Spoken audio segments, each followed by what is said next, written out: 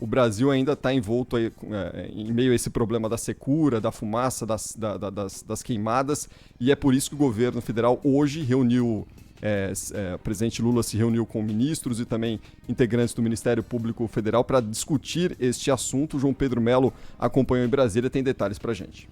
O presidente Lula se reuniu com autoridades de pastas ligadas ao meio ambiente e à saúde para tratar do enfrentamento e das consequências dos incêndios que atingem mais de 60% do território do Brasil. Sobre esse tema, o governo federal pode enviar ao Congresso Nacional, nos próximos dias, uma medida provisória que libera gastos fora da meta fiscal até o fim de 2024 para combater os incêndios no país.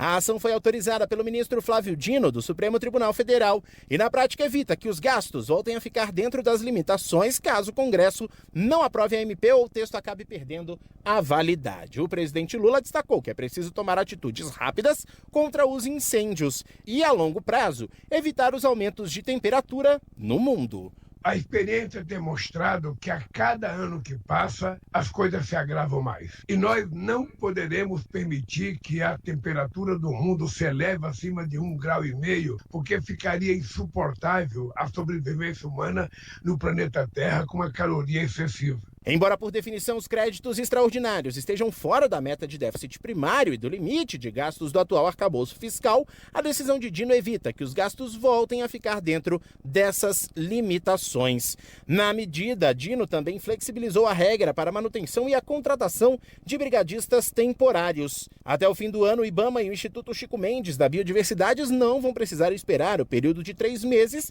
para recontratar os brigadistas que ficaram com o contrato expirado.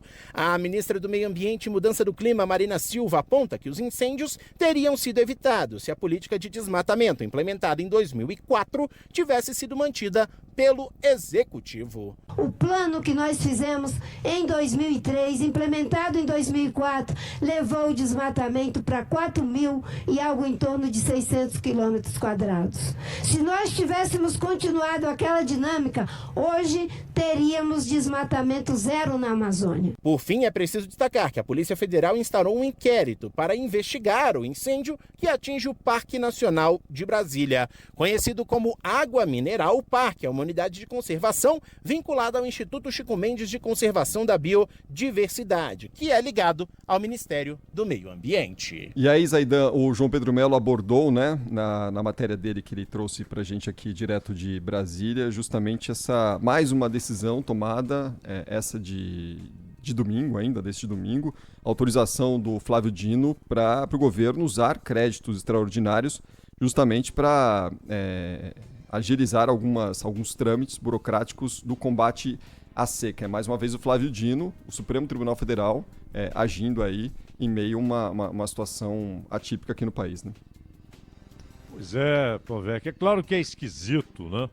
Quando um ministro do Supremo tem de começar a emitir ordens e autorizações, mas na verdade a base da ação do Flávio Dino é a constatação de que preceitos constitucionais não estão sendo seguidos, não estão sendo executados. Ou seja, o Estado está se omitindo em um ponto, em um assunto que a Constituição determina é atribuição do Estado. Ele não pode transferir, ele não pode terceirizar e ele não pode se omitir. A omissão ficou caracterizada. São anos e anos de omissão. Então, só que você tem uma crise como essa, que vai afetar, já está afetando e terá consequências para o PIB. A economia brasileira será duramente atingida pelos efeitos dessas queimadas, dessa seca, porque a produção agrícola, em muitos casos, você pega a soja, por exemplo, no Centro-Oeste, a produção vai desabar, né? Há problemas no abastecimento de feijão, abastecimento tanto de etanol quanto de açúcar, porque plantações de cana foram duramente atingidas em São Paulo. Então, o efeito econômico é muito maior do que uma eventual restrição estabelecida pela meta fiscal. É muito maior. Então, até do ponto de vista de equilíbrio financeiro, até do ponto de vista de observância das exigências fiscais, é muito melhor autorizar que se gaste dinheiro para evitar um colapso ainda maior de atividades econômicas. Além, claro, de problemas de saúde, animais que estão morrendo, devastações que levarão anos para que você possa reconstituir aqueles ambientes. O que tem de gente indo para o hospital com problema respiratório, enchendo hospitais, que já tem um problema sério quando a demanda aumenta um pouco, né?